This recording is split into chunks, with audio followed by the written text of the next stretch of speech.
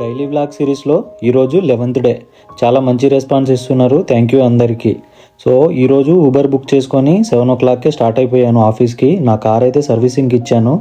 So fog అయితే చాలా ఎక్కువగా ఉంది. ఈరోజు టాస్క్ వచ్చేసి ఏంటంటే రిపోర్ట్స్ ప్రిపేర్ చేయడం అన్నమాట. ఈ రిపోర్ట్స్ అన్నీ ప్రిపేర్ చేసి మున్సిపాలిటీకి సబ్మిట్ చేయాలి.